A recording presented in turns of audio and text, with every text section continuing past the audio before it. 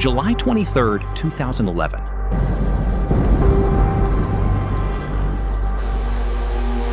A violent summer storm fractures the night sky over Zhejiang, China. Lightning strikes with blinding force. But the real disaster isn't in the clouds.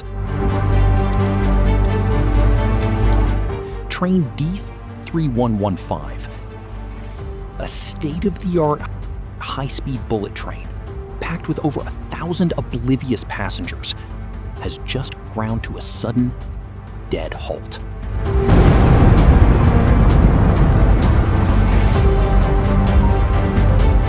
In the pitch black, stranded in mid-air, they have no idea that another bullet train is racing down the exact same track at full speed directly toward them.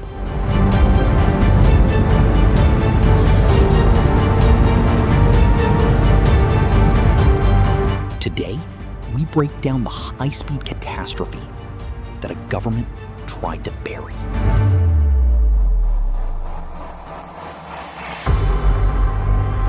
China is racing headfirst into the future.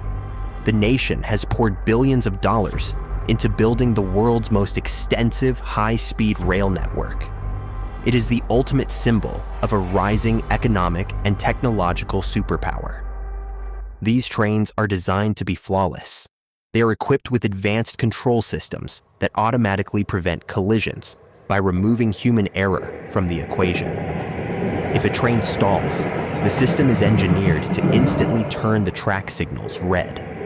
Any train behind it should automatically stop long before disaster strikes. But on this rain-soaked night, the fail-safes are failing. A massive lightning strike hits the tracks near Wenzhou South railway station. The lightning directly strikes a critical signal assembly unit known as the LKD-2-T1. Its internal fuses burn out instantly. Because of a severe and overlooked design flaw, the system does not fail safely.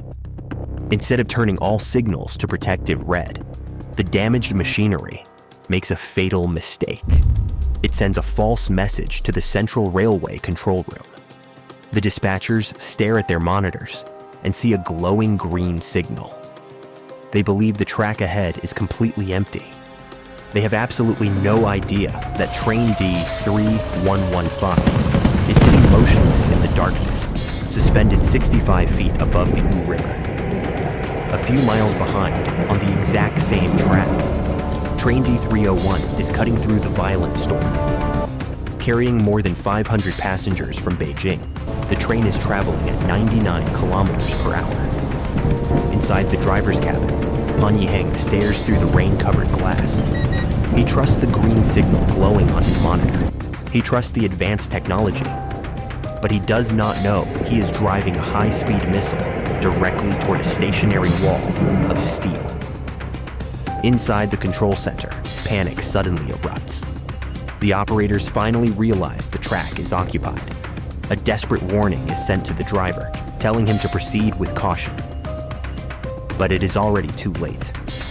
Less than 30 seconds later, the powerful headlights of D301 reveal the horrifying reality. The rear carriages of the stalled train suddenly emerge from the darkness. Fail! Driver Pan slams on the emergency brakes. He grips the brake handle with all his strength in one final heroic act. The force of the collision drives the lever into his chest, killing him instantly. The impact is catastrophic. The deafening sound of twisting metal echoes across the valley. The front four carriages of the moving train derail immediately under the immense force of the crash. They smash through the concrete guardrails and plunge 65 feet off the viaduct. 3 carriages crash violently into the muddy ground below. A 4th carriage is left hanging vertically against a bridge pillar, suspended in a terrifying position above the earth. Inside the surviving cars, passengers are thrown into complete darkness. Luggage rains down from overhead compartments as screams for help fill the night. Somebody get me out of here! 40 innocent people lose their lives. Nearly 200 others are severely injured. But the physical tragedy is only the beginning. What happens next shocks the entire world.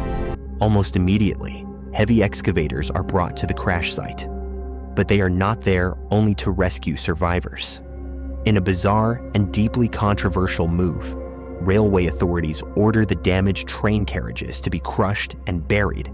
The shattered wreckage is pushed into giant pits beside the bridge. The government claims the burial is necessary to allow rescue equipment to move across the soft mud. Officials also claim it is meant to protect valuable national technology from theft. But the public watches in horror.